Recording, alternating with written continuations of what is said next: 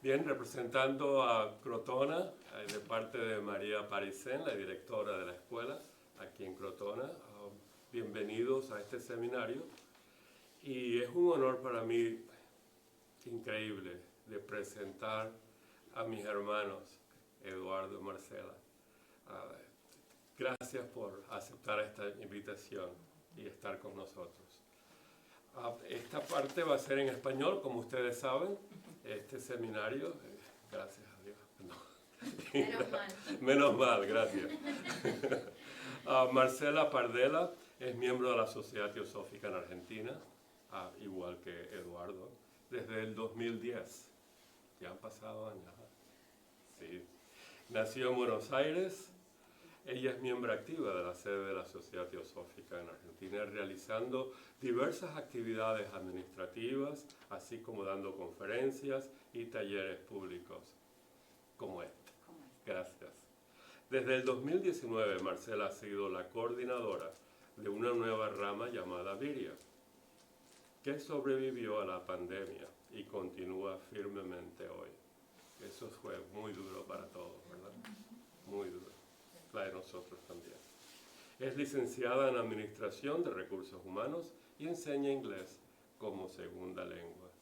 Muchas gracias, Marcela, por estar con nosotros. Y Eduardo, con el cual lo conocí muy bien, por decirlo así, allá en San Rafael. Estuvimos mucho tiempo juntos ahí hablando y disfrutando de tu conocimiento también. Gracias por tu hermandad.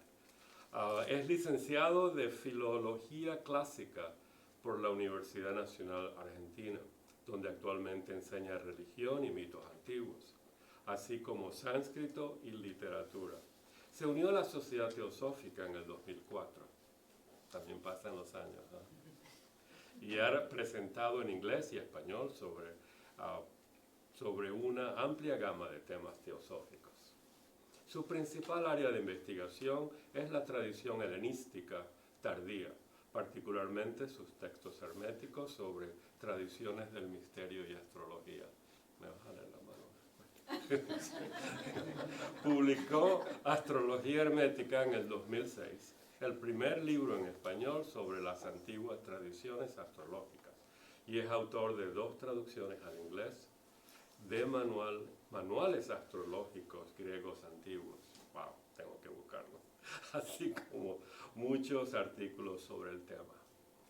Como les dije, es mi honor presentar a Eduardo Marcela sobre el tema del Bhagavad Gita, un texto antiguo para la vida moderna. Bienvenidos a todos nuevamente. Gracias, Marcela. Gracias.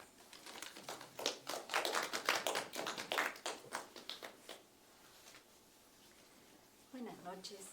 Hoy vamos a hacer una meditación corta, como para calmar y alinear nuestros vehículos. Les pido que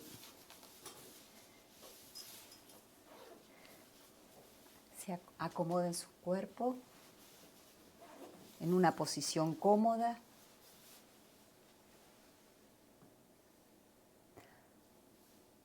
Inhalen y exhalen suavemente, lenta, profunda y tranquilamente.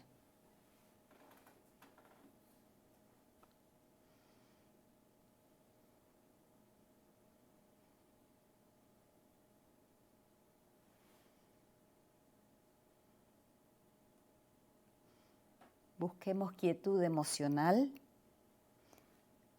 y dejemos de lado cualquier estrés o preocupación.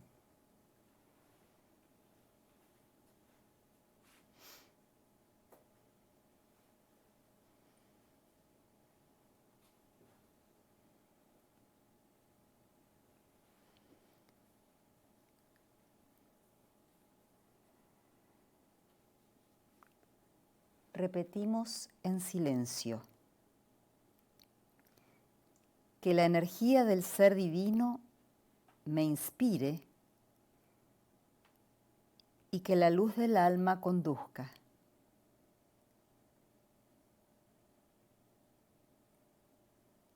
que a través de esa energía espiritual, que es mi ser superior,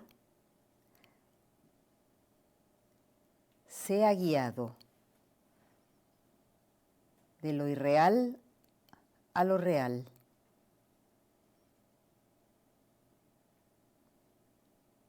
de la oscuridad a la luz.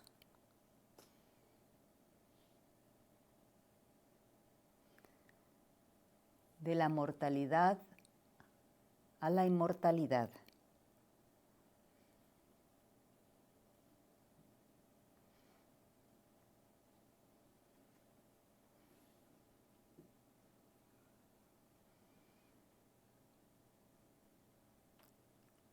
Cobijados por nuestro ser divino, permanecemos en quietud y cuando estamos listos, abrimos los ojos.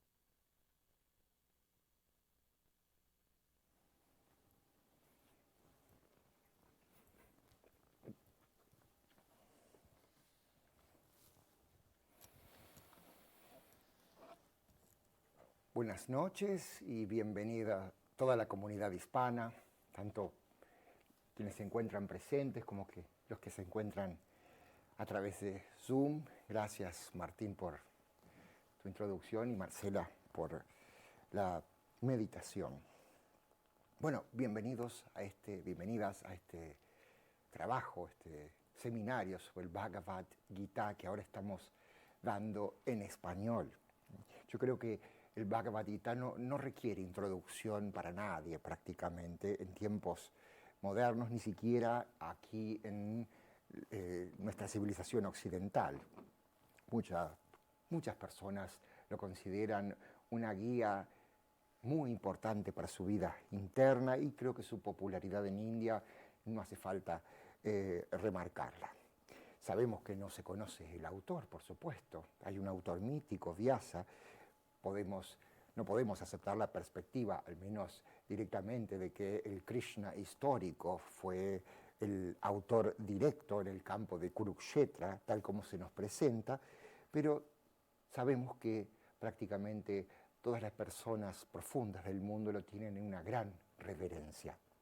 Pero antes de comenzar, sería bueno hacernos algunas preguntas, ¿no? ¿Por qué estudiar literatura antigua? ¿Por qué estudiar el Bhagavad Gita? ¿Qué nos otorgan estos textos para nuestra vida diaria, en nuestra vida aquí y ahora? Yo creo que de alguna manera se puede objetar que todos los temas, desde una visión moderna, que el Bhagavad Gita presenta, algunos lo podrían considerar como no tan cercanos a la vida moderna, con lo cual creo que están bastante equivocados. Y por otro lado, uno preguntaría, bueno, ¿por qué no hablar de tópicos y de temas mucho más acuciantes hoy en día? A ver, estamos frente a un desarrollo tecnológico, la inteligencia artificial, etcétera, etcétera. Y sabemos que en cierta forma el mundo está en crisis. No podemos negar que hay una crisis mundial frente a nosotros.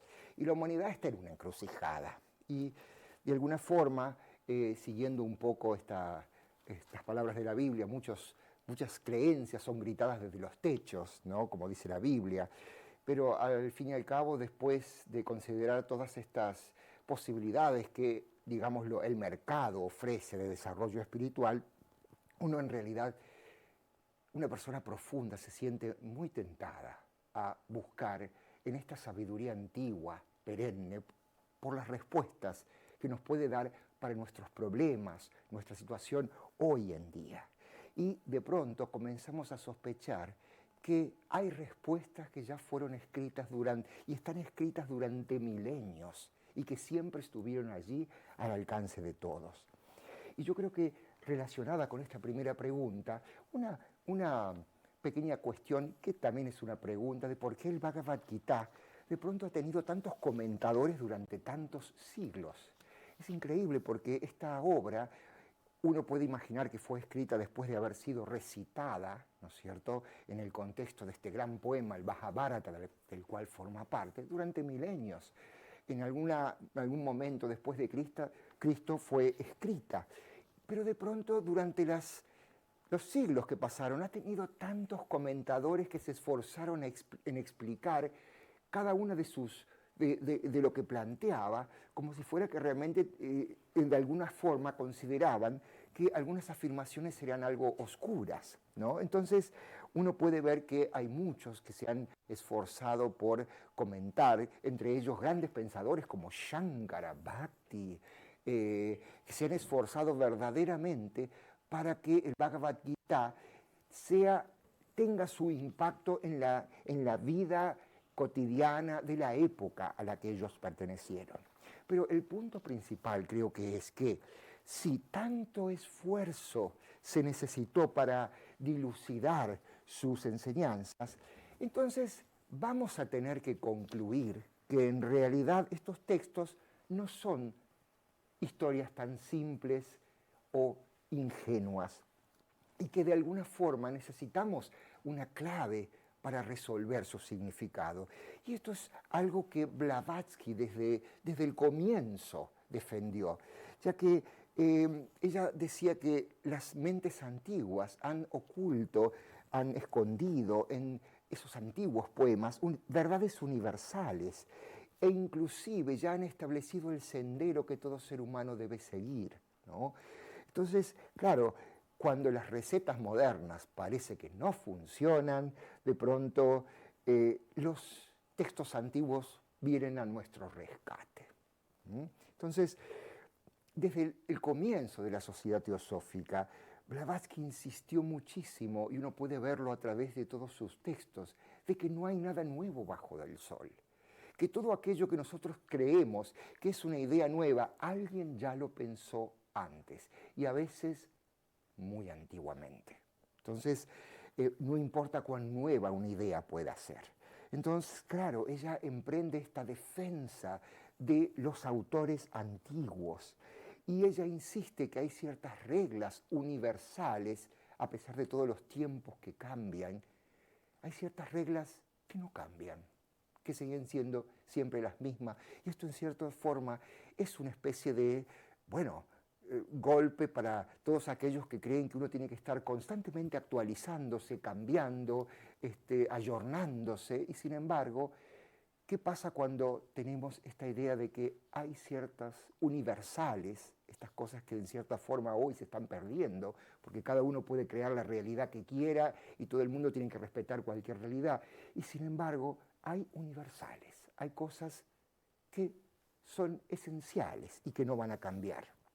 Entonces, claro, ella insistía que ciertas verdades y secretos que eran preservados en pequeños relatos que aparentemente eran muy simples, pero que tenían un profundo contenido simbólico. Y esto es un problema muy antiguo, porque en cierta forma la antigüedad, en muchos círculos, intentaban, por un lado,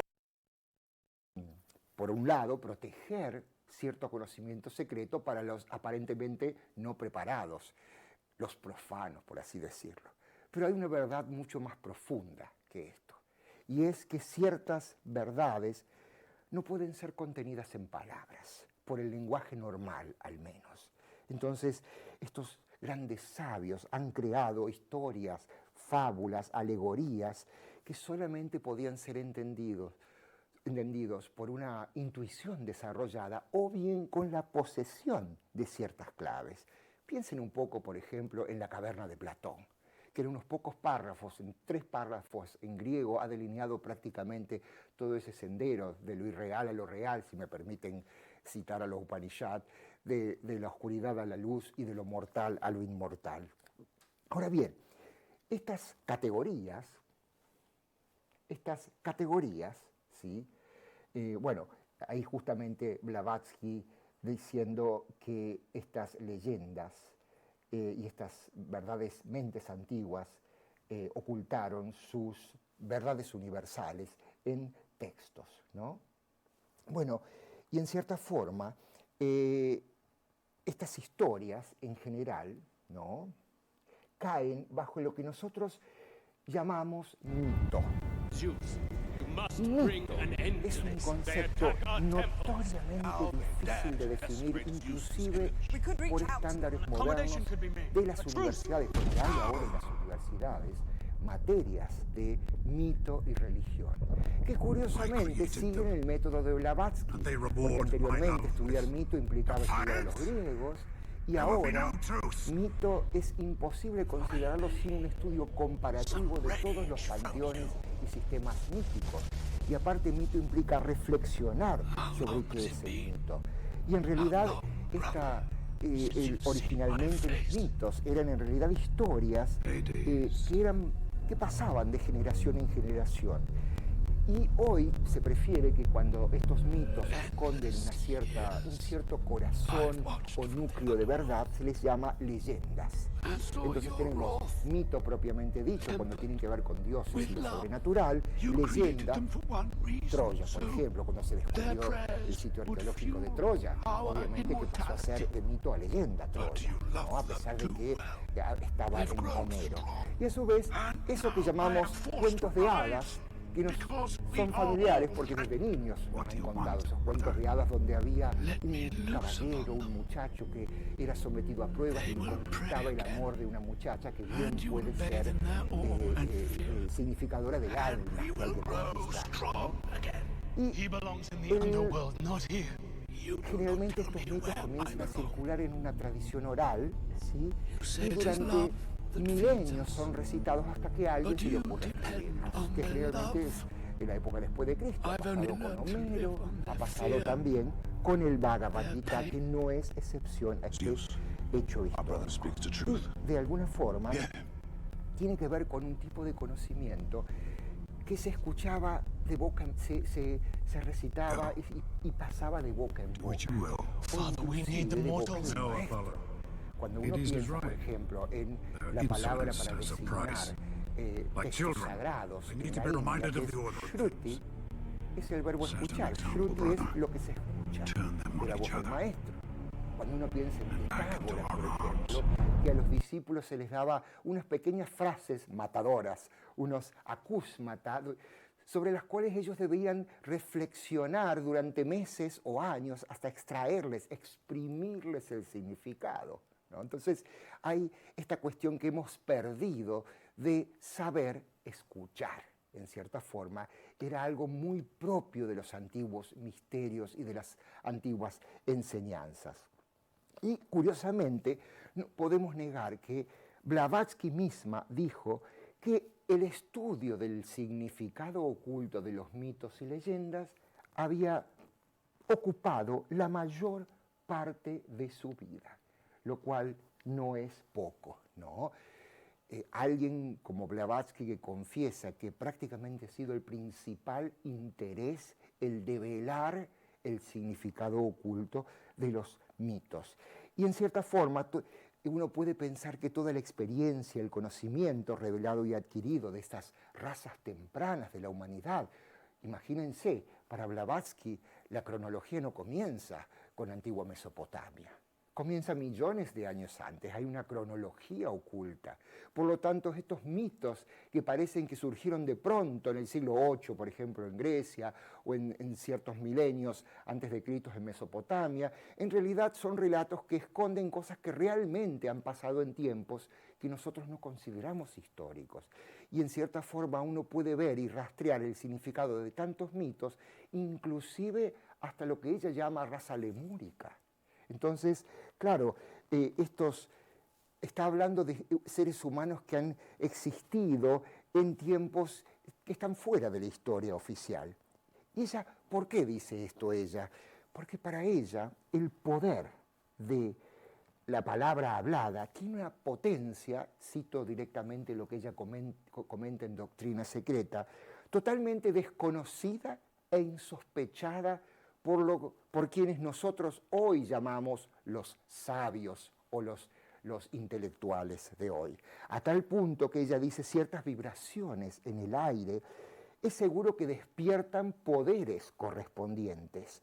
Entonces, había eventos y había verdades que debían ser inofensivamente ocultas en ciertas historias que pueden parecer muy simples, pero que en realidad tiene que existir estos receptores, estos librepensadores que decodifiquen estas antiguas historias. Y de hecho, Blavatsky le puso un nombre a esto.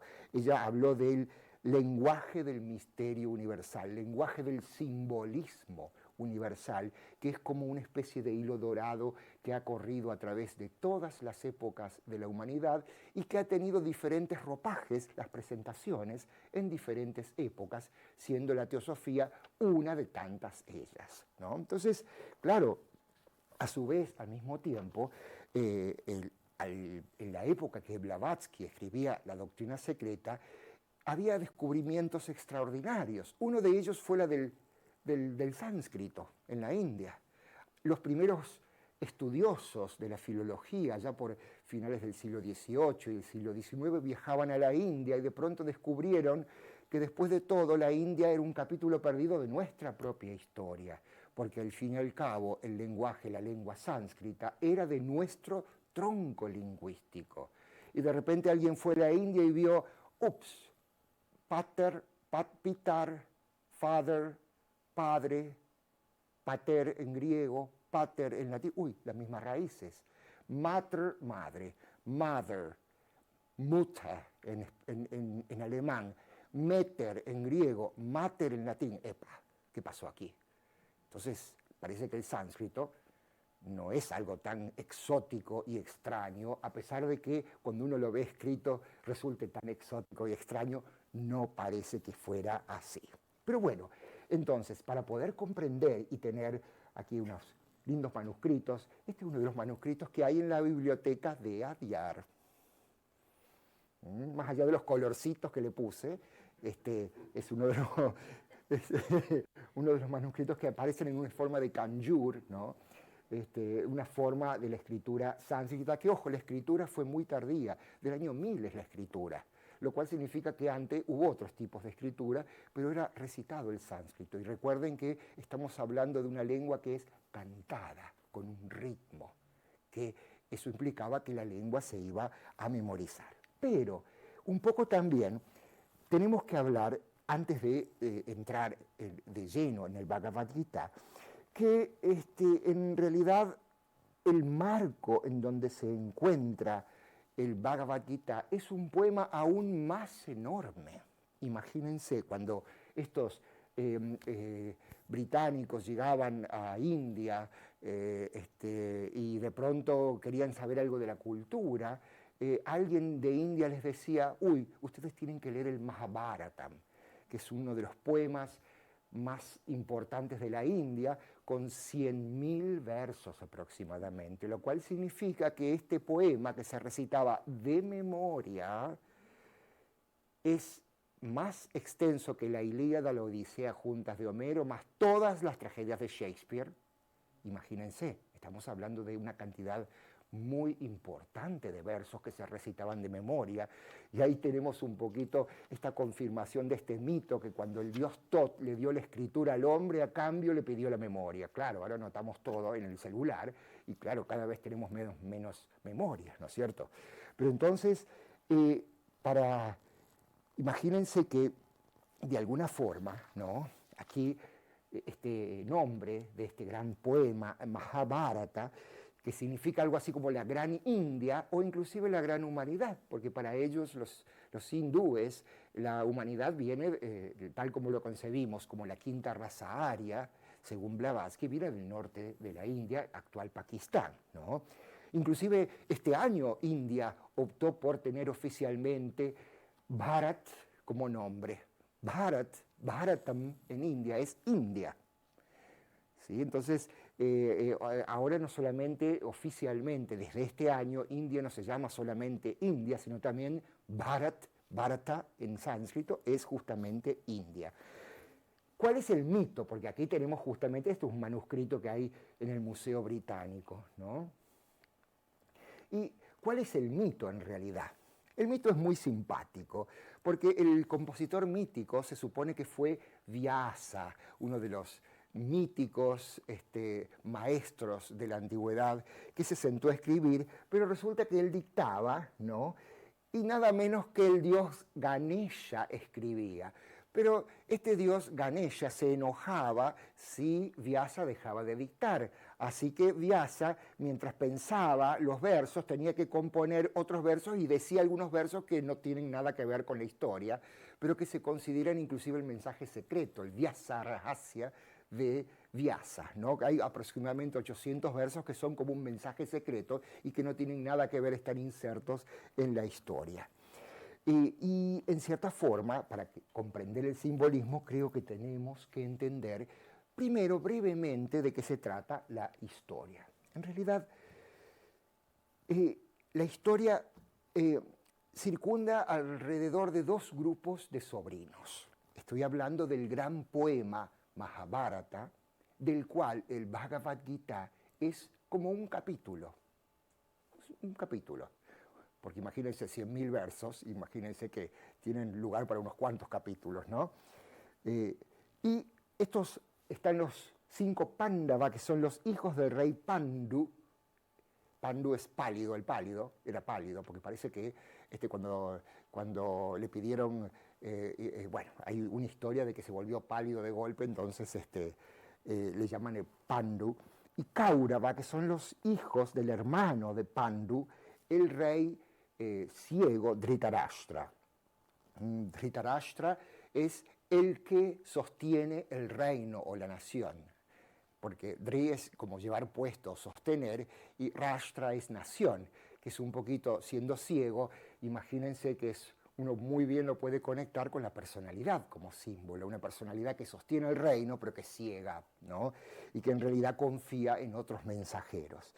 Pero Arjuna, este guerrero nacido de la divinidad, con sus 4 hermanos, fue educado con todos sus sobrinos, los Kaurava, en la corte de Dhritarashtra, el rey que estaba descalificado para regir, porque en realidad era ciego, no podía regir siendo ciego, y había tomado por la fuerza el trono. Entonces, no estando suficientemente contento con tomar el trono, tampoco era justo en cuanto a los afectos entre los Pándava y los Kaurava, que eran su propia familia.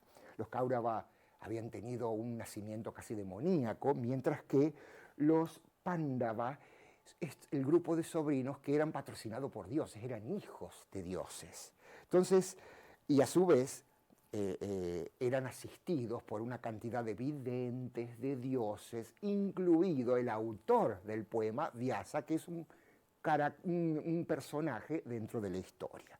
Entonces, cada uno de estos 5 Pándavas son muy importantes porque representan cada uno una característica, ¿no?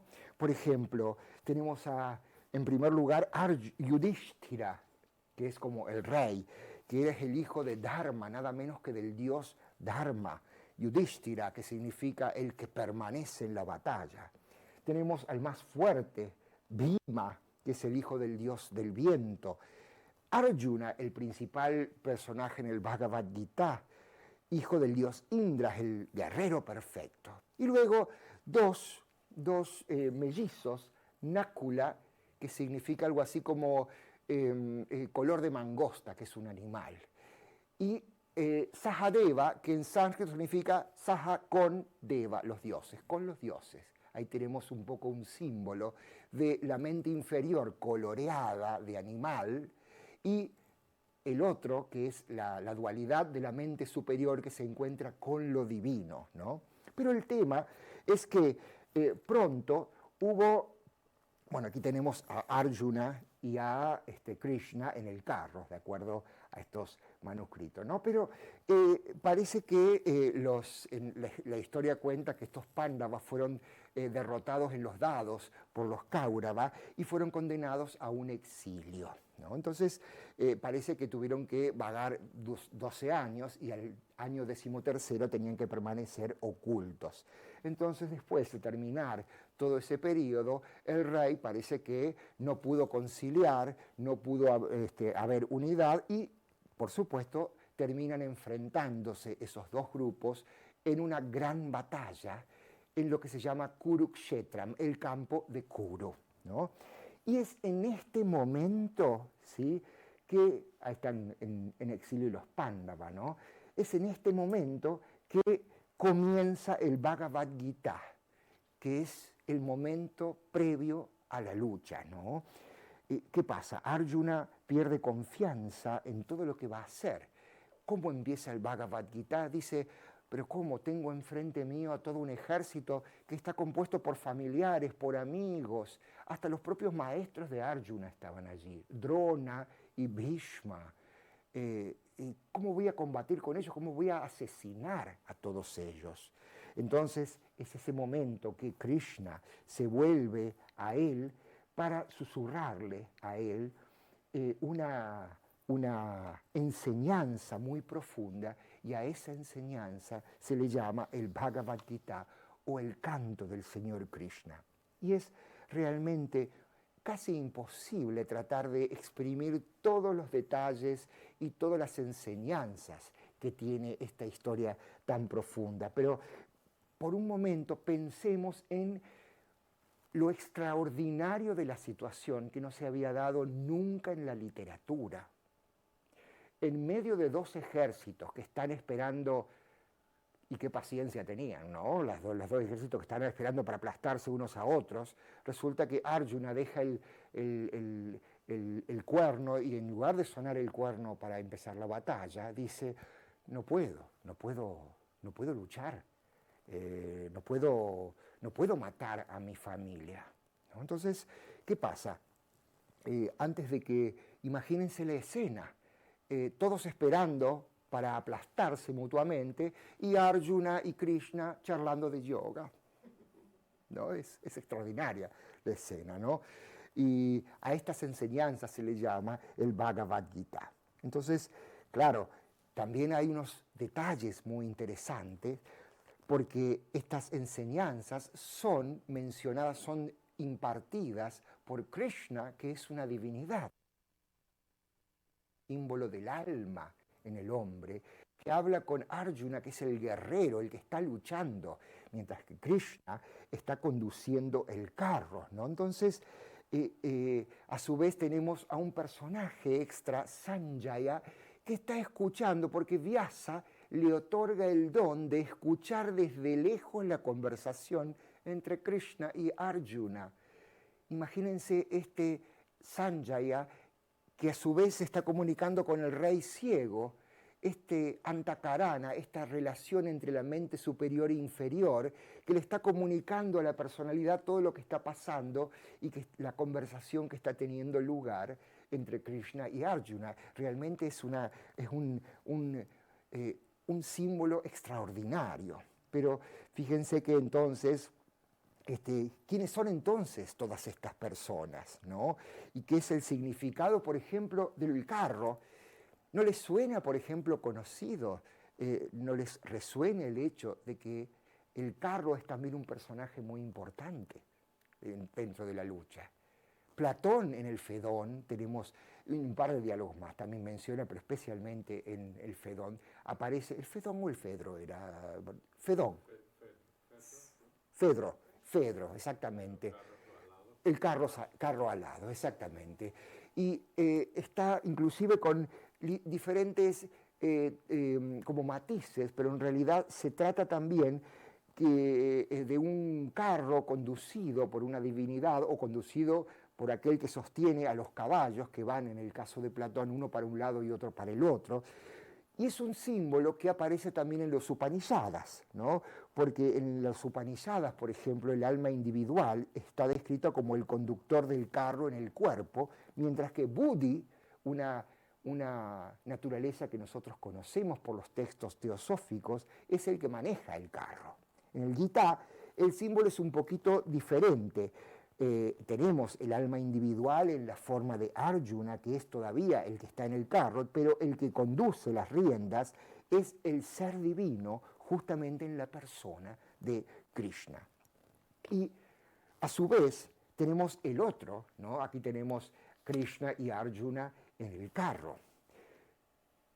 Pero al mismo tiempo tenemos a este rey Dhritarashtra que representa esta personalidad que está enceguecida por el egoísmo y que en cierta forma tiene una regencia sobre el reino del cuerpo que ha tomado de una forma, por así decirlo, ilegal. Y siendo que la misma palabra Dhritarashtra, como decía recién, significa aquel que tiene el reino sobre sus hombros, es decir, aquel que ha tomado el reino, que él se arroga el título de rey y sin embargo su reino es totalmente nominal, porque al fin y al cabo él está dominado por su hijo, que es el peor de los Kaurava, que sería Duryodhana. Todo lo que empieza con du en sánscrito está todo mal. Es como una partícula para, bueno, y Yodhana, que es el guerrero, o sea, aquel que es duro de luchar, quien más que el deseo es el que es el duro de combatir, ¿no? Entonces, en realidad este rey ciego está escuchando las voces del deseo, ¿no? Y también tenemos, como decía, a Sanjaya, que es un personaje muy interesante, que es el consejero del rey ciego, que es el vínculo entre las mentes superior e inferior, ¿no? La mente tiene un estatus dual, tal como es lo mismo que en la literatura teosófica, porque dice, por ejemplo, el mismo Krishna dice, la mente se dice que es dual, una porción pura y otra parte impura. Impura por la unión del deseo y pura que es completamente libre del deseo. Entonces, esta mente impura es justamente este rey Dhritarashtra, mientras que la mente pura, que sería la mente superior, es el mismo Arjuna, que es el alma individual. Y Sanjaya, que es este que está escuchando, es el vínculo entre ambos, ese puente que eventualmente tejemos y que no solamente es una especie de puente subjetivo, es el verdadero sendero que vamos tejiendo, es el sendero mismo en el cual nos vamos convirtiendo, ¿no? Entonces, claro, nosotros cuando decíamos que estos Pándavas estaban en exilio, de alguna forma viene a nuestra mente un simbolismo muy hermoso que tiene que ver ahora no solo con los personajes, sino también con los eventos que están ocurriendo en el Bhagavad Gita. Y que se trata justamente de que el alma que abandona sus ancestros divinos, su raigambre divina, se vuelve como apegada a la personalidad y de pronto vive entre fuerzas en conflicto que justamente tienen lugar en el mundo. Entonces, aquí tenemos este alma que vaga durante muchas edades en el desierto, por así decirlo, que es ese alma hasta que encuentra verdaderamente su cauce, pero es un momento muy importante para el alma porque este exilio en el desierto de los Pándava es justamente lo que le permite a Arjuna, pero en general a todos, a hacerse de las armas que van a utilizar luego en el conflicto que se avecina. Entonces, claro, por un tiempo el alma permanecerá oculta, por así decirlo, pero luego el período de vagar por la forma llega a su cierre y bueno, allí es justamente donde debe ocurrir un gran conflicto, que es justamente este conflicto que es delineado en el Bhagavad Gita y que anticipa justamente ese momento en donde los ejércitos comienzan oficialmente la guerra y al final del Bhagavad Gita, después de toda esta enseñanza de Krishna, Arjuna puede tener el valor de asumir su dharma y hacer sonar el cuerno y comenzar la batalla. Y así termina en realidad el Bhagavad Gita y sigue, por supuesto, todo el resto de la obra. Es muy importante también cuenta de que todo el Mahabharata, pero muy en especial el Bhagavad Gita, tiene un profundo simbolismo, ¿no? Y es a través de toda la época uno puede discernir un profundo simbolismo en los personajes y en los eventos. Yo creo que no es necesario preguntarse si este simbolismo estaba consciente o no en el autor del Mahabharata. Uno podría preguntarse, después de todo, Bach, Mozart, Beethoven, ¿comenzaron todo de cero o realmente fueron canales de unas ideas universales, divinas, que ellos, de acuerdo a su naturaleza, volcaron en un tipo de música que tenía que ver un poco con la forma en que su personalidad lo traducía, siendo la personalidad un gran canal de esas ideas, ¿no?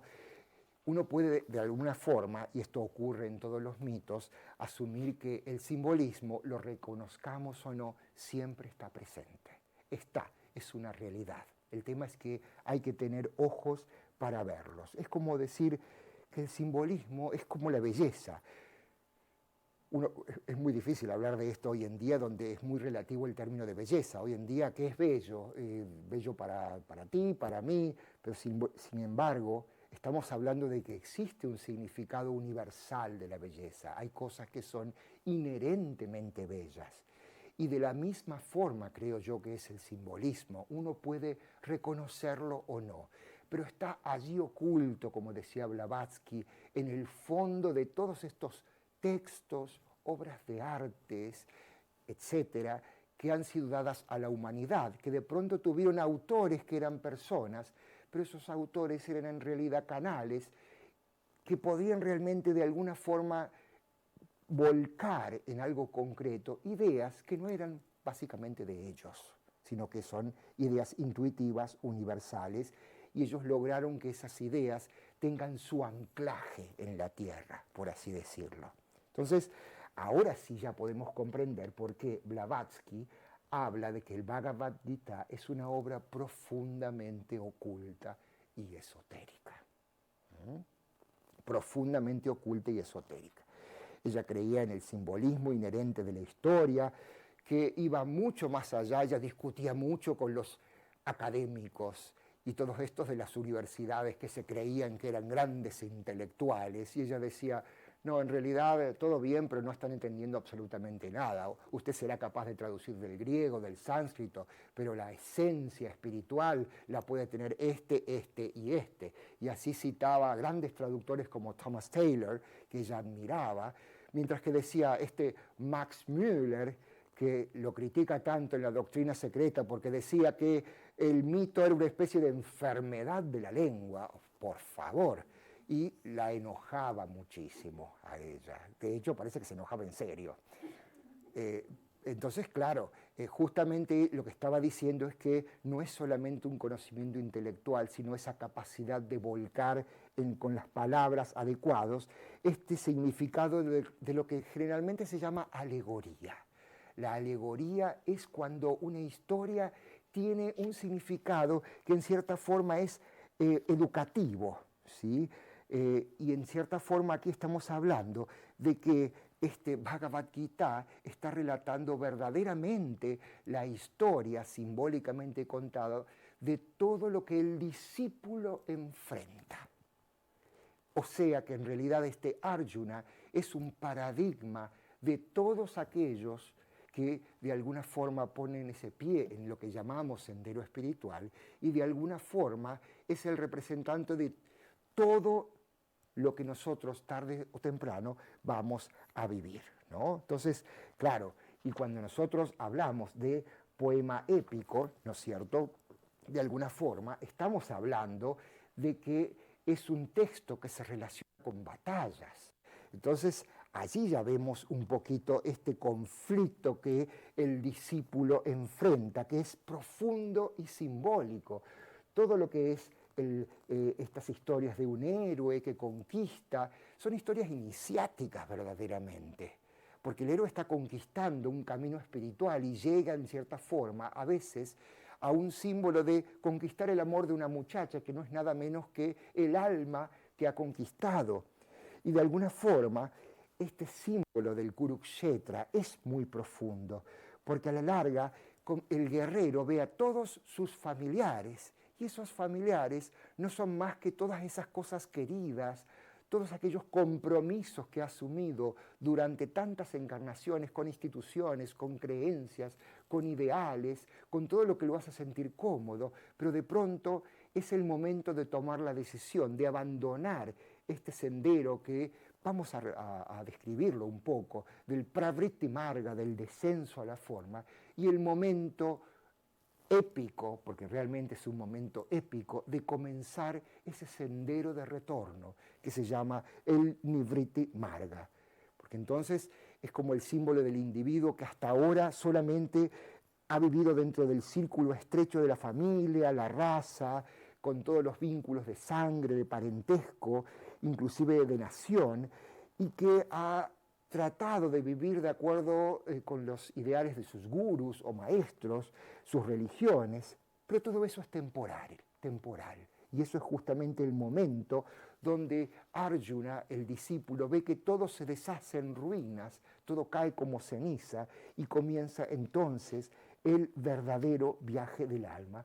Y así es como entonces, en este momento crucial, dice, mi corazón está agobiado con el vicio de la debilidad, mi mente está confundida en lo que respecta al Dharma. Y realmente entonces este libro en ese momento dice, no lucharé, na yotsya, no voy a luchar.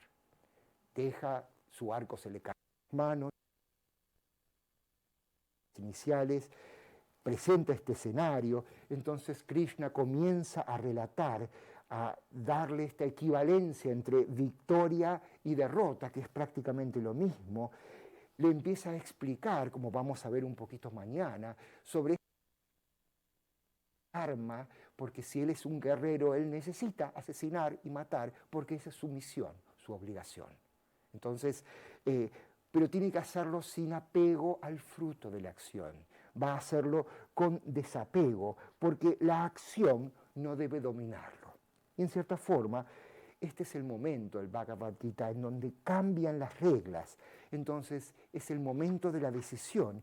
Y en cierta forma, también nos ayuda a tener una visión del problema del discípulo en nuestra realidad hoy en día. Porque a la larga, actuar con deseo puede sonar muy raro. A ver, nuestra sociedad está basada en producir deseo, el deseo que lleva a consumir, obviamente. Es lo que se estimula justamente. A su vez se nos dice que el deseo no debe ser reprimido porque podemos tener serias consecuencias, inclusive físicas.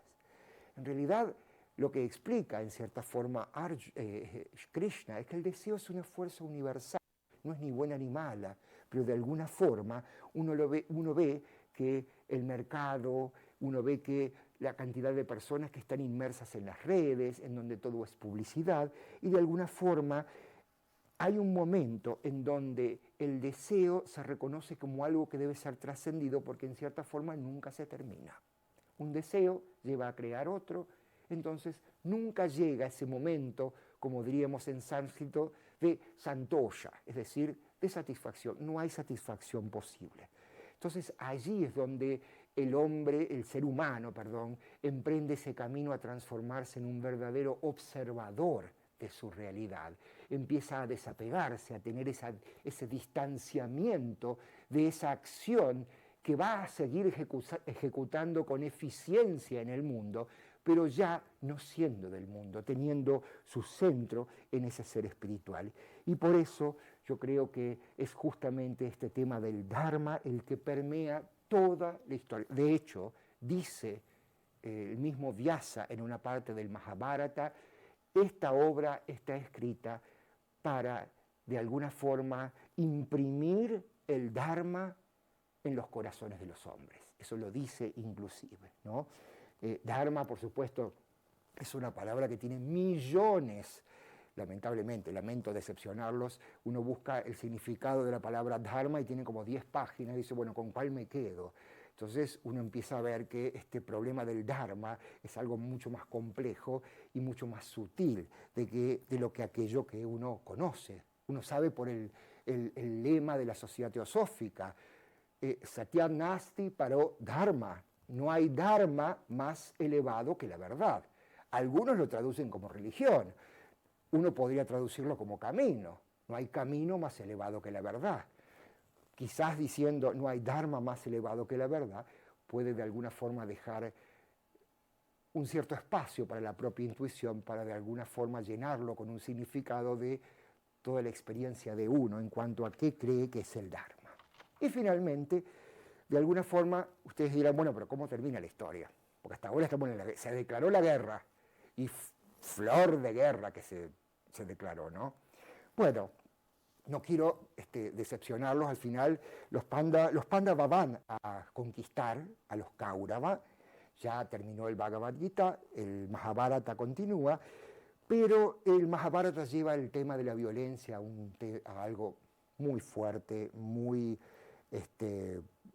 crudo, que de alguna forma creo que Blavatsky tenía mucha razón al decir que es una representación histórica de la guerra que ocurrió en Atlántida, ¿no? Finalmente, los Pándavas embarcan en un viaje hacia los Himalayas, todos caen en el abismo, excepto Yudhishthira, o sea que hasta el mismo Arjuna cae en el abismo, termina muy mal Arjuna, bueno, por supuesto, en esta encarnación, hasta que Yudhishthira llega a las puertas del cielo con un perro que lo ha seguido, les dicen que no puede entrar con el perro, dice Yudhishthira, ¿cómo no? Si me ha acompañado esta criatura no puedo abandonarlo de ninguna manera. Era una prueba, era su padre, el dios Dharma. Llega al cielo y ve que están todos sus enemigos, mientras que sus hermanos, los Pándavas, están en el infierno. ¿Pero qué pasa aquí? Él dice, bueno, me quedo en el infierno con lo que es mi familia. Y esa era la última ilusión, porque en ese lugar ya no existe familia, enemigos, y cesan las palabras y el pensamiento, porque en realidad cesa la última ilusión. Así que esta es la introducción al Bhagavad Gita y los dejo con Marcela para continuar entonces con su tema. Vamos a comenzar hoy también a hablar de la meditación, que es uno de los 4 caminos sugeridos en el Bhagavad Gita. Gracias, Eduardo. ¿El PowerPoint? No lo necesito.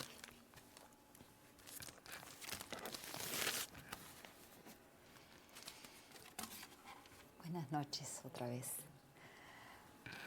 Tal como Eduardo ha dicho, Krishna va a darle a Arjuna consejos, caminos a seguir para lograr la estatura espiritual necesaria para convertirse en un verdadero yogi. Eduardo mañana va a hablar de los 3 caminos. Yo voy a comenzar hoy con el yoga de la meditación. Voy a hacer unas pequeñas referencias. Mañana nos adentraremos en el capítulo mismo del Gita que se refiere a la meditación. Y bueno, un poco parafaseando lo que ya dijiste con tanta calidez, Eduardo, hablar del Gita es acercarse a la historia del mundo, es a la complejidad, a la red de deseos, pensamientos y actividades que componen la evolución de la humanidad. El estudio y su comprensión son difíciles y contrastan con la naturaleza tradicional de un instructor. Krishna no es un instructor cualquiera, ¿sí? Porque es el reflejo de la deidad, ¿sí?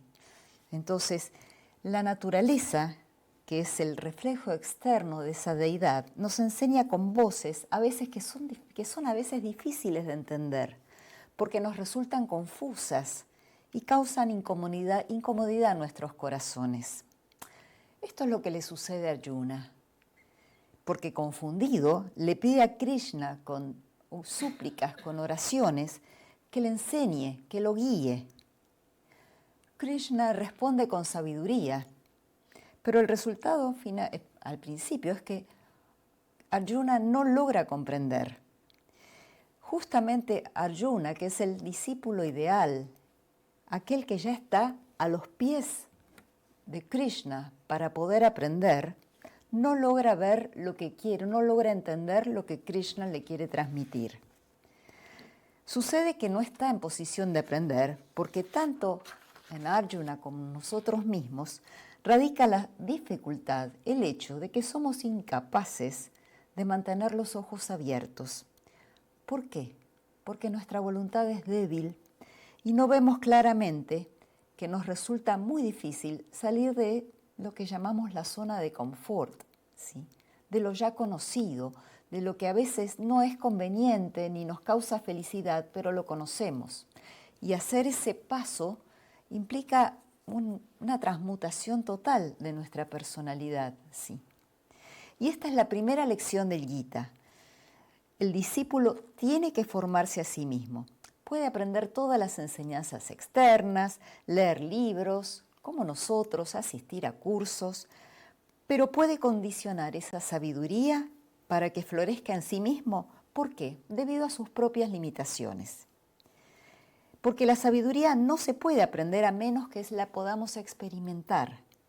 Y solo de esta manera, etapa tras etapa, se vuelve posible para el discípulo entender estas enseñanzas. Por lo tanto, esta sabiduría nos insta a reconocer que el Ser Supremo, en primer lugar, reside en todos los seres. Y como dice la Escritura, quien lo ve así, ve. Esto lo encontramos en el Gita. El Señor reside dentro del corazón de cada individuo, constituyendo la esencia interna de uno, o de cada uno. Para aquellos que encuentran difícil meditar, deben realizar primero un examen de conciencia y autoanálisis a fondo. A través de esto podemos darnos cuenta, a primera mano, de que la causa fundamental de nuestra falta de éxito en el proceso de la meditación se debe en realidad a una profunda carencia de fervor, de diligencia, de mantenernos en la práctica, ¿sí? Porque además emprendemos el método sin un verdadero entusiasmo por la esencia misma de la meditación. Es como querer poner el carro adelante del caballo. La esencia de la disciplina de la meditación radica en desentrañar las complejidades de nuestra vida interior, analizando las capas ocultas de la mente y de nuestra conciencia, que son reinos exclusivos donde residen las soluciones a nuestros problemas. Las paradojas también son inevitables cuando se trata de operaciones abstractas de nuestra mente y de los mundos internos. No podemos comprenderlas con una lógica mundana y solo podemos percibirlas con una lógica mucho más intuitiva, que eso es lo que le da el toque de la verdad. Sin embargo, si estos problemas no tienen una conexión genuina con nuestro ser interno, participar de una meditación diaria dedicada a su resolución se convierte en un ejercicio sin sentido. Entonces, primero que nada tenemos que reconocer que la meditación no es un fin en sí mismo, más bien es como un proceso, un poderoso medio para lograr un objetivo o resolución específicos.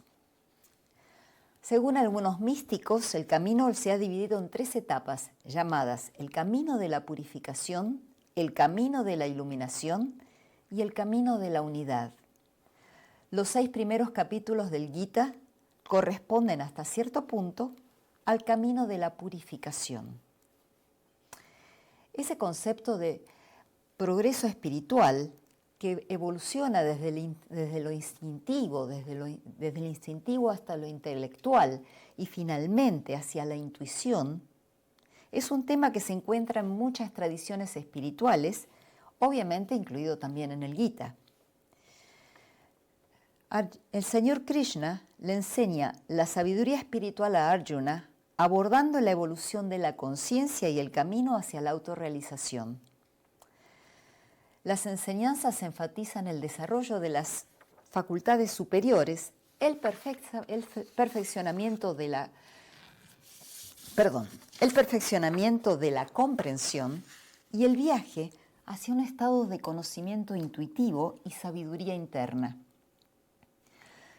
La idea es que a medida que los individuos avanzan en su camino espiritual, superan los niveles instintivos, superan los intelectuales, para llegar a una comprensión mucho más profunda, intuitiva de la naturaleza, de la misma realidad. Y esta evolución, ¿qué implica? Implica trascender las limitaciones del ego, de nuestro ser, de nuestra personalidad, y conectarnos con una conciencia superior, con la conciencia universal. Aunque la terminología puede variar entre las distintas tradiciones, el concepto subyacente de evolución espiritual y el logro de estados superiores de conciencia es un tema que comparten muchas filosofías espirituales. Obviamente lo vivimos en la Teosofía y en el Gita.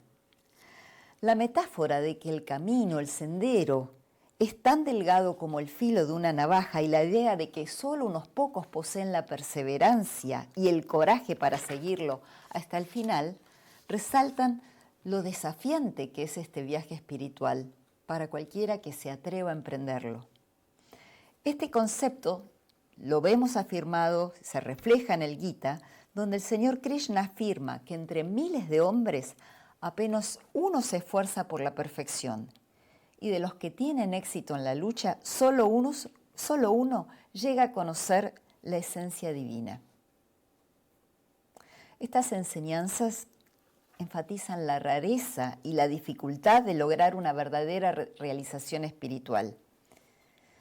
¿Por qué? Porque el camino espiritual es demandante, es exigente, requiere mucha perseverancia y un compromiso con la autotransformación.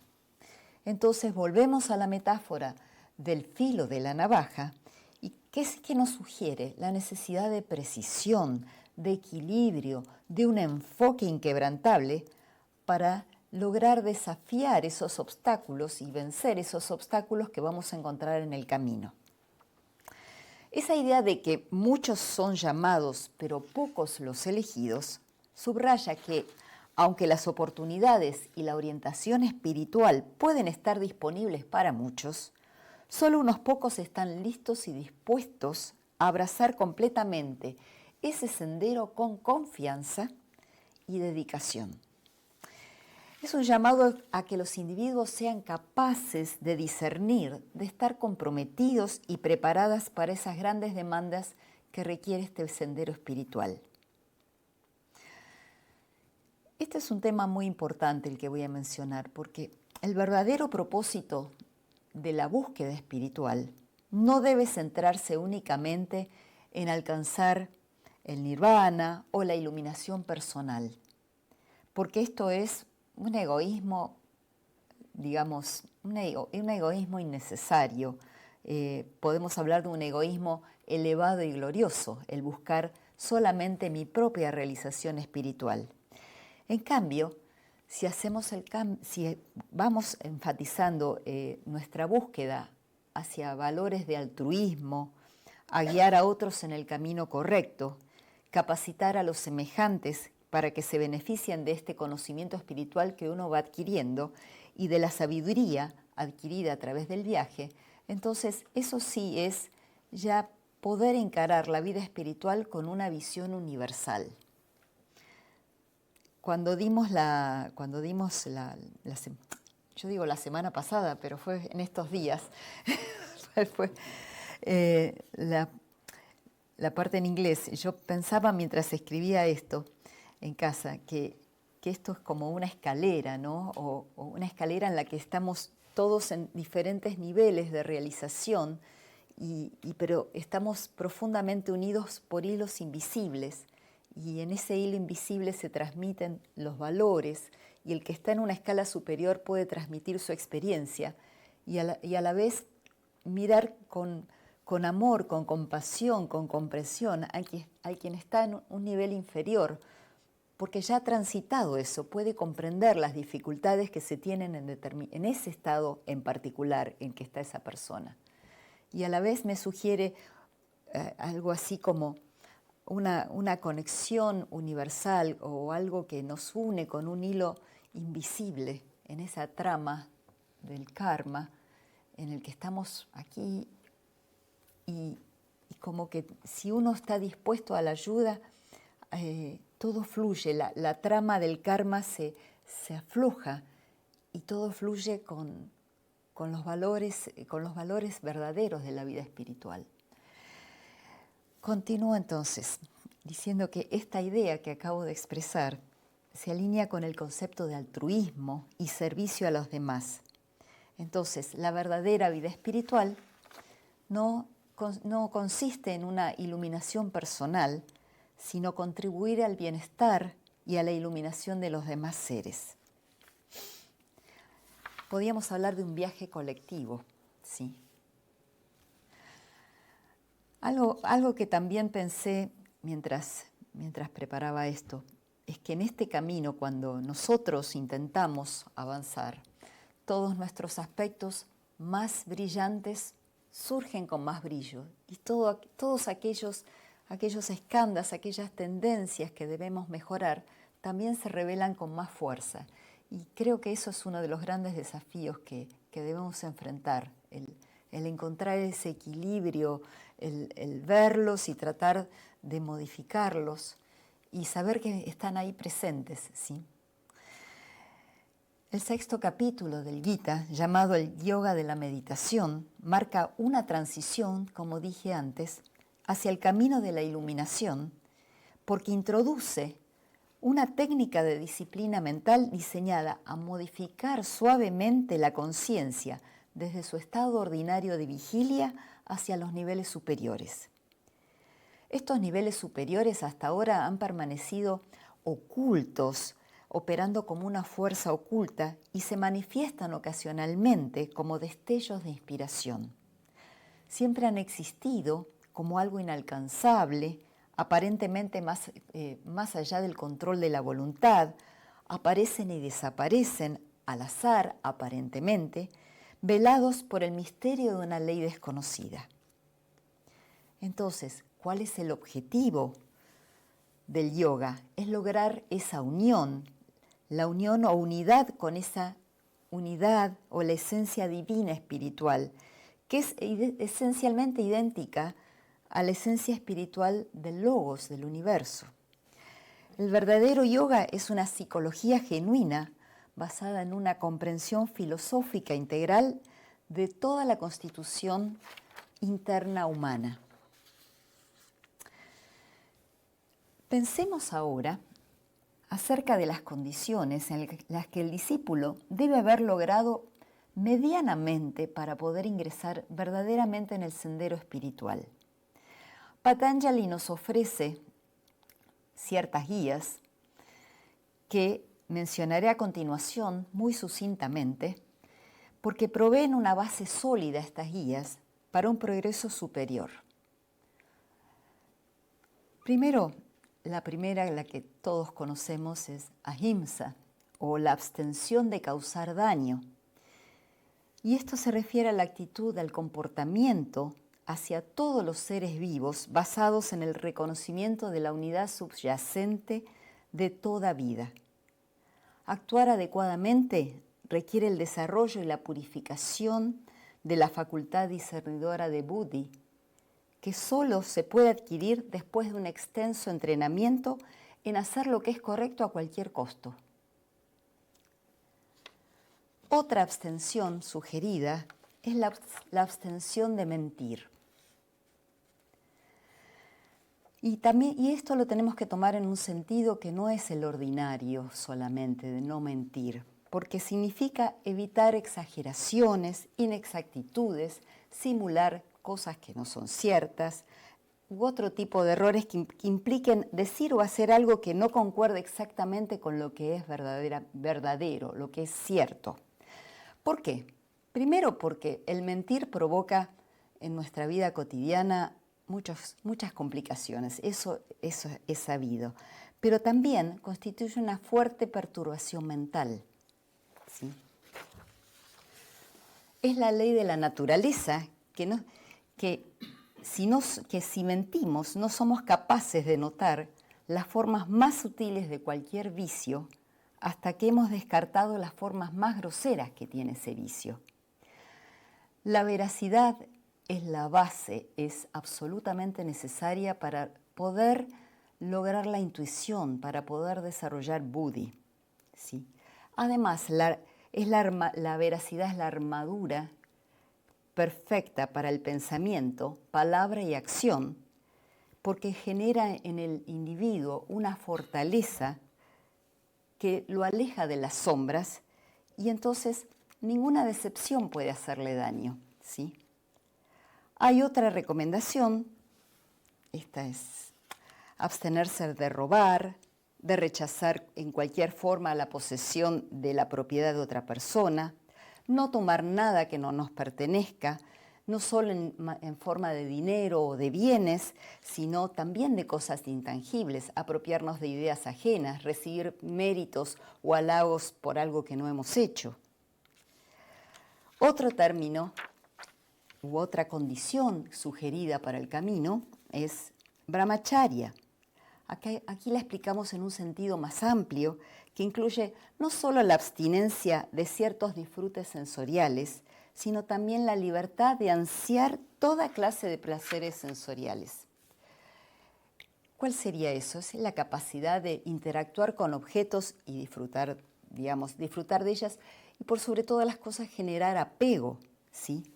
Porque es lo que se debe cultivar, el desapego, porque en ese caso la mente no es afectada por el placer o el displacer o por el rechazo o la atracción que generan los objetos, ¿sí? Otra condición requerida en este sendero es la ausencia de codicia, que gira obviamente a abstenerse del deseo de acumular posesiones. ¿Por qué? Porque esto nos consume una energía innecesaria y perturba nuestra mente. Entonces, se pone énfasis más que en la cantidad de las cosas que poseemos, sino en la actitud hacia las cosas que poseemos. Porque alguien que no tiene nada puede estar muy apegado a lo poco que tiene, ¿sí? No se trata entonces de cantidad, sino de actitud hacia eso. Otro aspecto también a considerar es la limpieza, la pureza, en relación a todos los vehículos, a nuestros vehículos físicos, a nuestros vehículos emocionales, ¿sí? A nuestros vehículos suprafísicos, en definitiva, ¿sí? Porque si esos vehículos no están en un estado de pureza, es imposible pensar siquiera en meditar. La purificación del cuerpo físico, lo sabemos, es relativamente sencilla. Se trata de qué comemos, con qué nos alimentamos. Preferiblemente es la comida sátvica. Se recomienda una dieta vegetariana o ya vegana en estos tiempos, pero simplemente evitar alcohol, drogas, eso es lo básico, ¿sí? Porque la purificación de esos vehículos sutiles que expresan nuestros pensamientos, nuestras emociones, si uno tiene un cuerpo limpio, es mucho más sencillo empezar como a hacer ¿cómo diría yo? Es como que todo se va purificando a la vez, ¿sí? Si hay, obviamente, la intención. Pensemos que ingerir comida sátrica es muy bueno, pero si pensamientos, emociones no son los adecuados, no hay una limpieza posible. Entonces, todo este tipo de limpiezas modifica nuestros cuerpos sutiles, ¿sí? También otra recomendación es el uso de mantras para sutilizar esos cuerpos, ¿sí?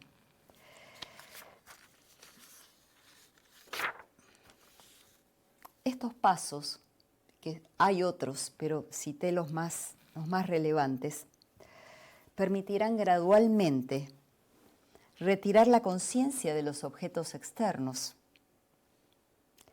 lograr la concentración de nuestra mente, lograr una contemplación abstracta y poder meditar libremente sin distracciones externas y finalmente, en un último estado superior, lograr la completa unión de la conciencia y sus facultades con la esencia monádica. Es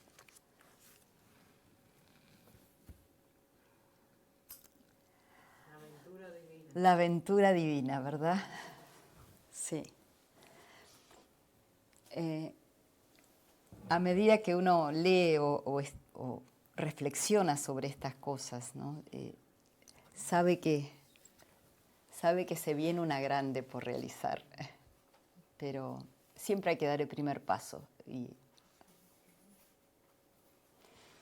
Y creo que en ese primer paso hay como las fuerzas se van uniendo y van como ayudando a la intención. A veces con más fuerza, en otros ciclos con menos fuerza, pero es así, es un proceso. Sí, Darmis, te escucho. A mí me ha pedido que te diga que es la hora de empezar las preguntas y respuestas.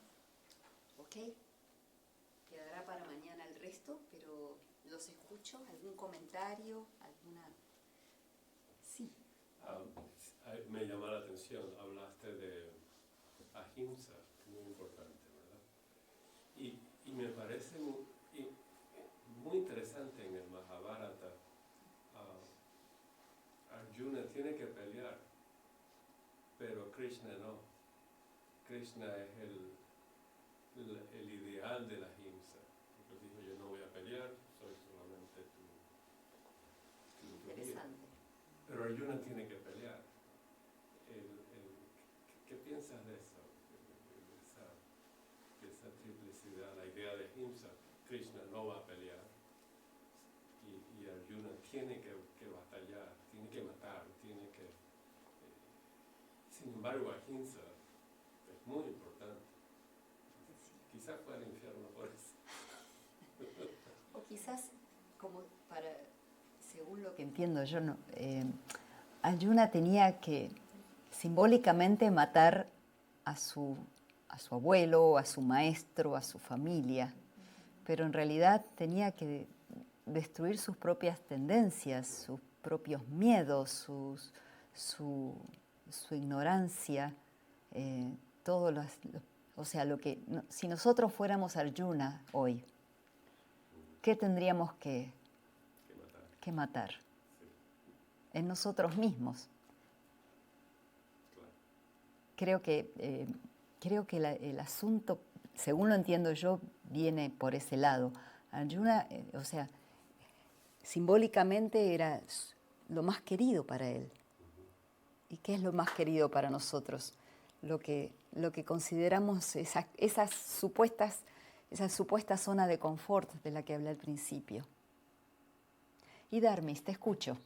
Sí, siguiendo con lo que dijo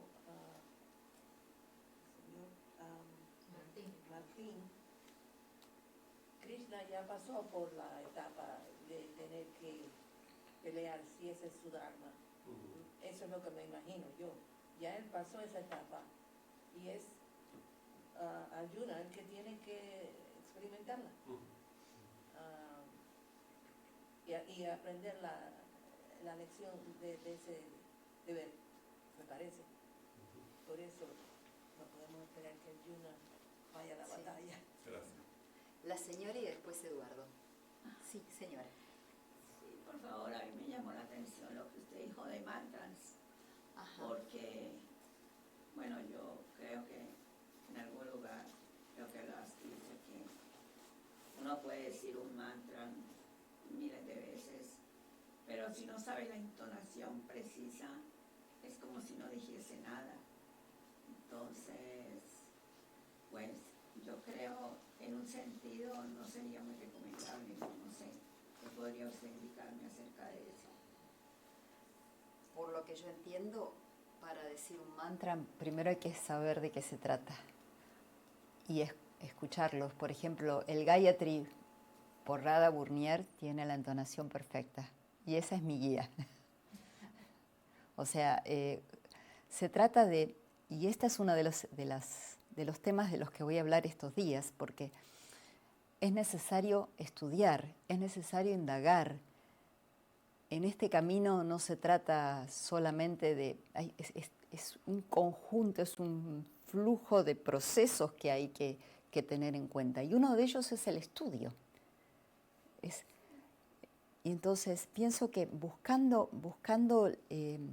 con discernimiento, y esto lleva tiempo, porque muchas veces uno lo digo por mí, hemos buscado la verdad en diferentes lugares hasta que uno llega acá y se da cuenta a la sociedad teosófica, llega a la teosofía y encuentra encuentra lo que entiende como una gran verdad. Sí. Con respecto a eso, Ujú. por ejemplo,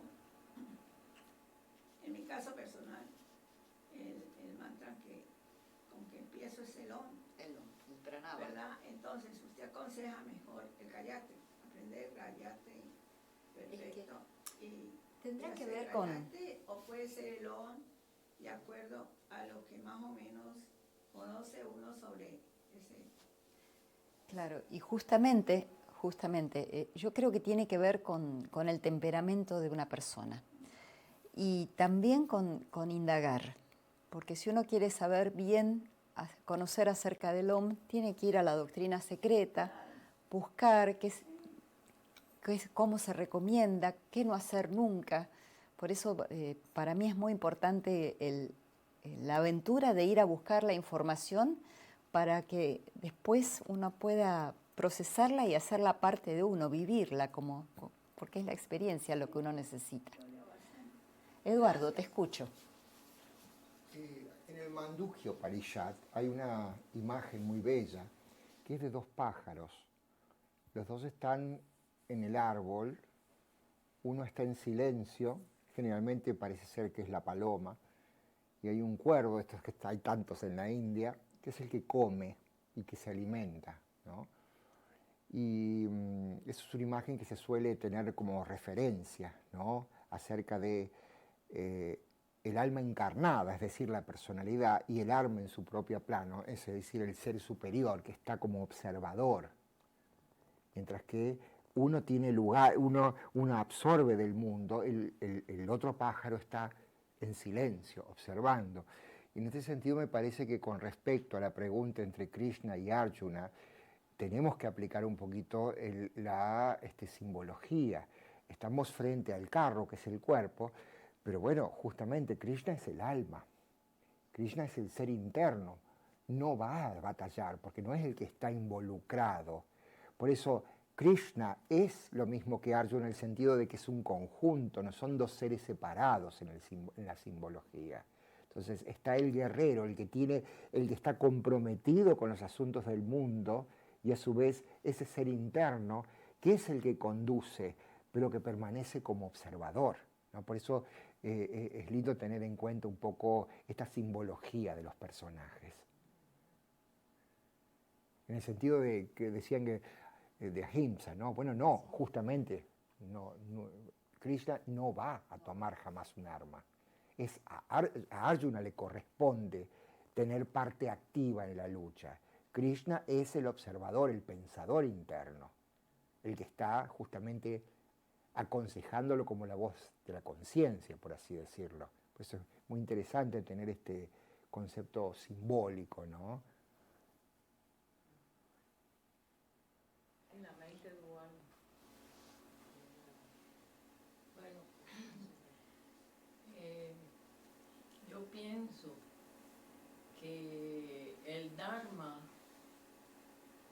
es muy difícil de darse cuenta exactamente cuál es el Dharma de uno.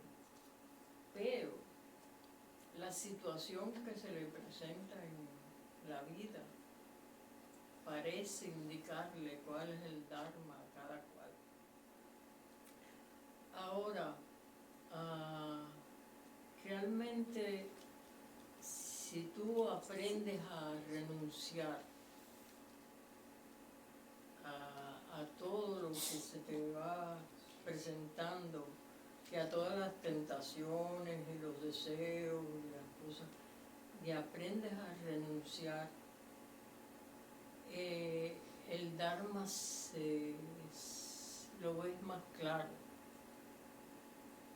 Y entonces es posible que haya esa unión con lo divino, que es en resumen lo que todos nosotros estamos buscando. Así que en esta obra, que es sumamente mística del Bhagavad Gita, yo creo que es en una de las obras que más se señala el problema del renunciación final para encontrarte con esa realidad última.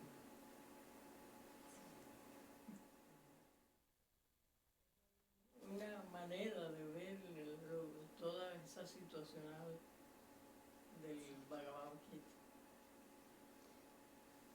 Sí, mi comprensión del Dharma es como una línea que nos lleva hacia una perfección. Y después estamos en este mundo ilusorio, que no parece ser tan ilusorio, por lo menos todavía para nosotros, y estamos sujetos a todas las condiciones generadas por nuestro karma, que hemos generado, y ahí están, o sea, en la medida que uno se acerca a su Dharma, es como que la tela kármica se afloja. Yo lo siento así.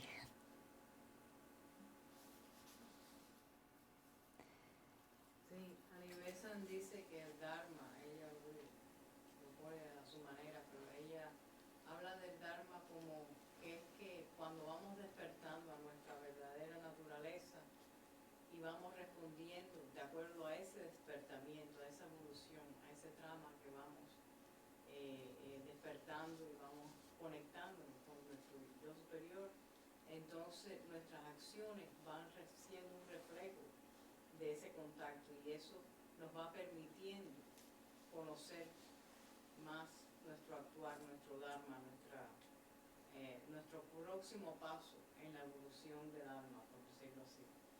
Ella lo dice de esa manera, es con su poesía. El desenvolvimiento de nuestra verdadera naturaleza, así lo llama el Dharma. Entre otras cosas que dice, pero esa es una de ellas que a mí me ha impactado como ella lo pone.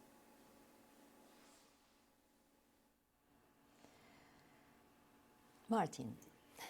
Viendo la conexión de Arjuna en Krishna en capítulo primero, segundo, veo que lo interesante es que Arjuna colapsa, ¿verdad? O sea, esa es una palabra, colapsa, cae, deprimido, se desploma, se deprime al ver la situación, pero tiene abierta la conexión con el maestro interno, simbólico.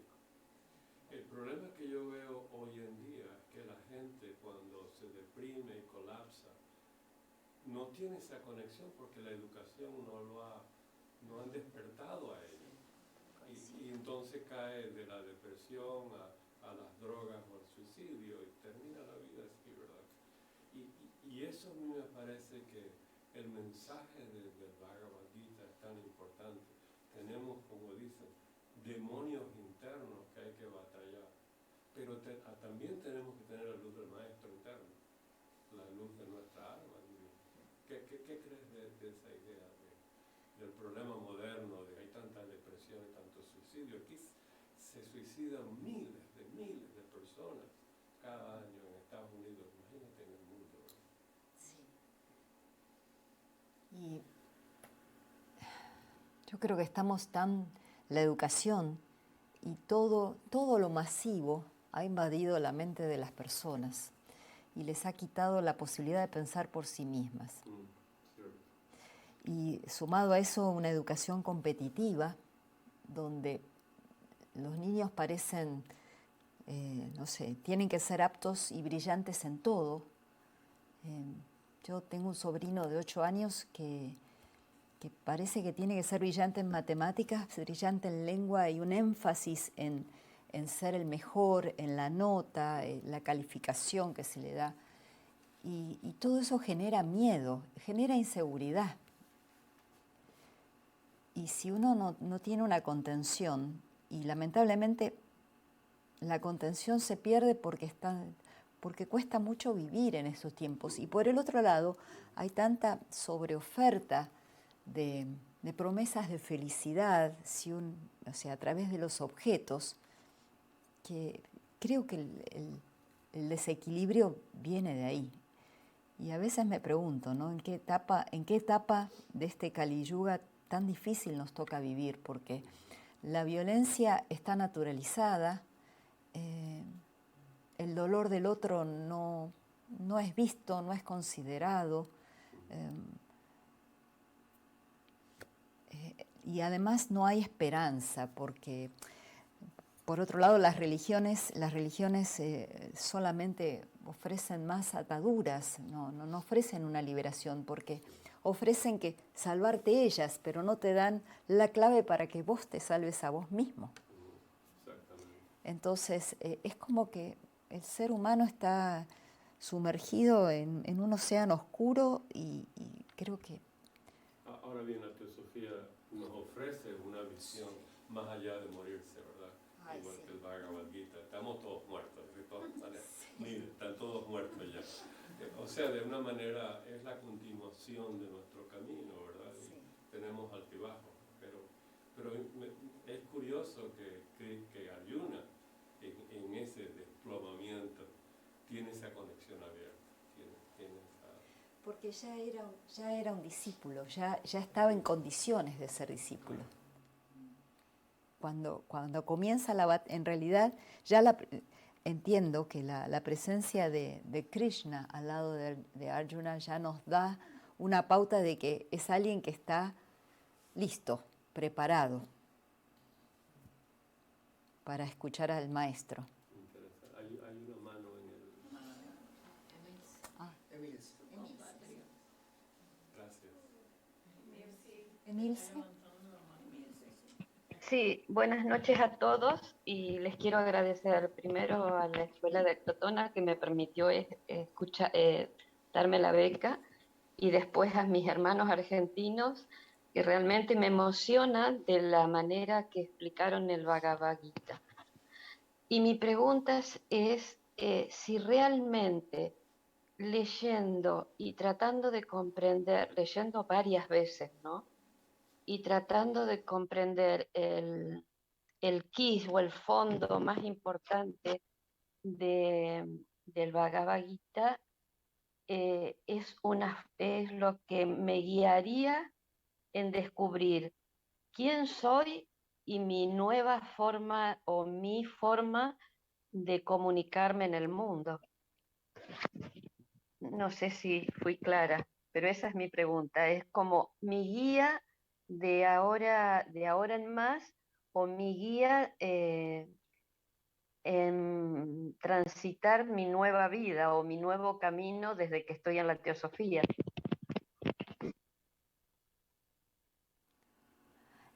sí, y Dharmi. Bueno, quizás un poco.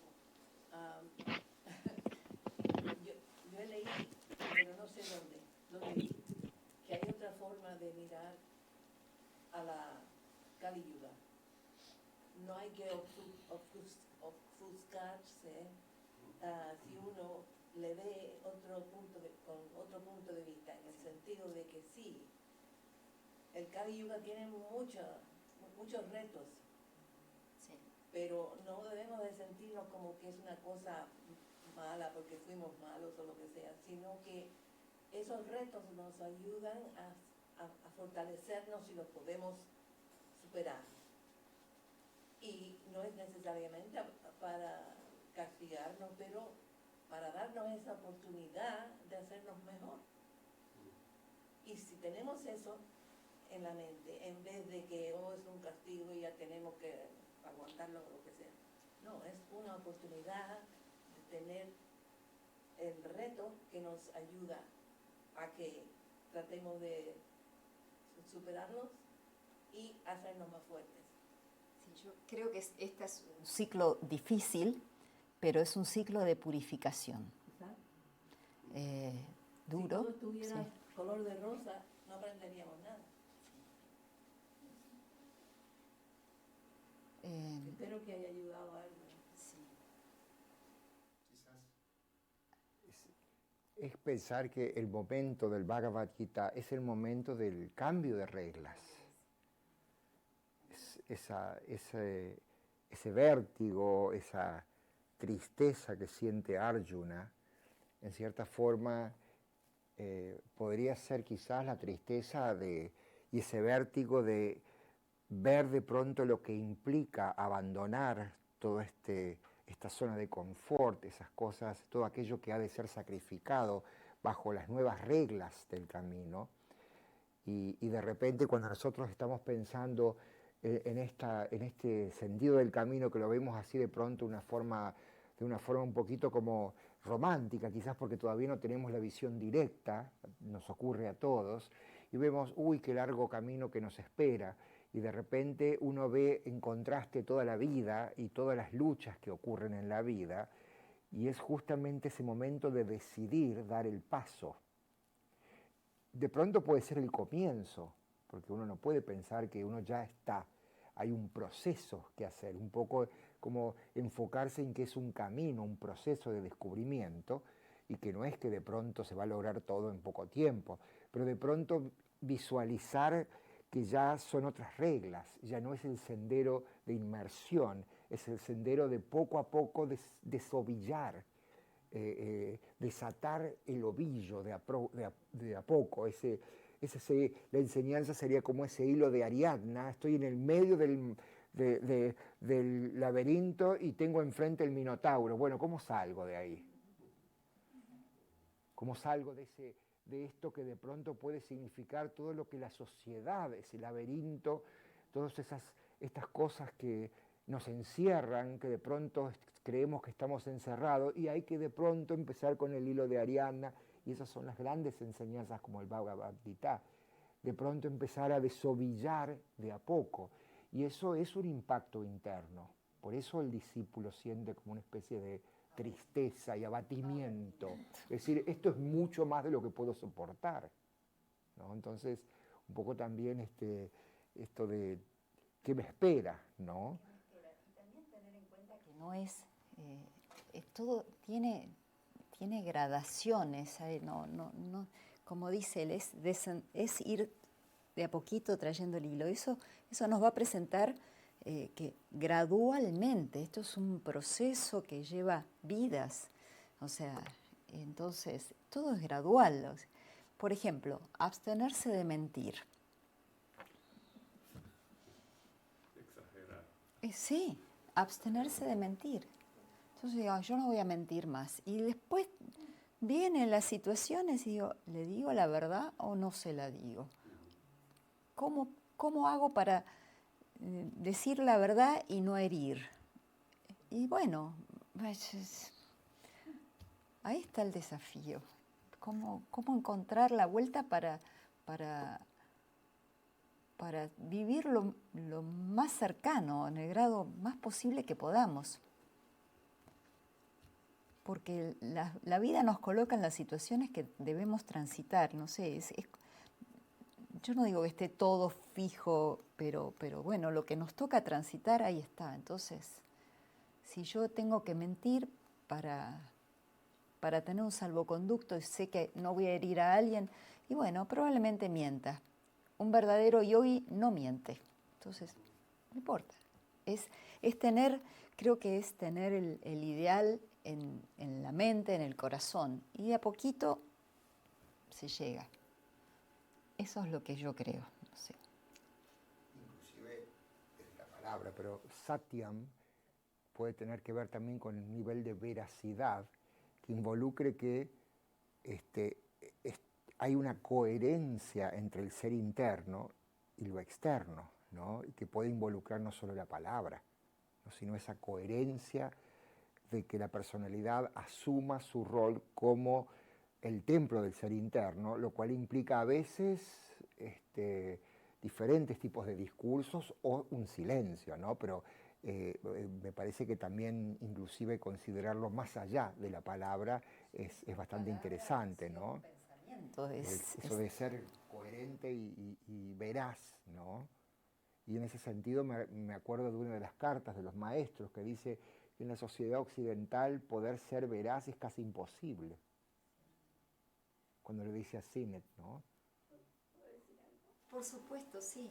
Sí, que me recordé precisamente ahora de lo que dice el hermano de una carta del maestro que dice que creo que es a los pies del maestro, no, sí, a los pies del maestro, que dice que cuando exagerar da a entender que exagerar es como una forma de mentir, porque no se está diciendo exactamente lo que es, sino que se está como alargando, ¿no? Exagerar es como una forma de mentir.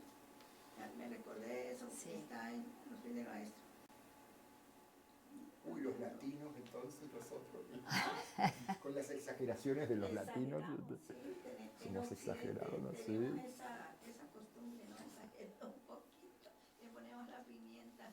Sí, el ingrediente personal le ponemos. Eso sí. Gracias. Sí, por favor. Jorge, te escucho. Tal vez otra manera de verlo es no mentir de la manera negativa, pero la manera positiva sería ser honesto. Y ser honesto no solamente en palabras, sino en quiénes somos verdaderamente, aceptarnos como somos, vivir de acuerdo a eso y ser honesto en todas formas, mentalmente, emocionalmente. Si sentimos dolor, pena, aceptarlo, envidia, lo que sea. Sí, ayuda, pues ayuda, es honesto cuando él se sintió desanimado, desconsolado, deformado. Él fue honesto, ¿eh? Sí. Así que ese elemento de honestidad estaba ahí y lo acompañó, inclusive cuando quería practicar la yoga, que su mente lo llevaba de aquí para allá y sus emociones, etc. Y le decía a Krishna que era difícil de equilibrar su mente, calmarla, tranquilizarla para ser receptivo a algo más acabado, pues el maestro le dijo con la práctica y con la disciplina lo irán logrando, ¿eh? Entonces es muy interesante porque eso es la honestidad, tiene que ser uno honesto con lo que está sintiendo y viviendo, pero también no quedarse ahí y decir ese es mi último estado de ser. Decirlo así.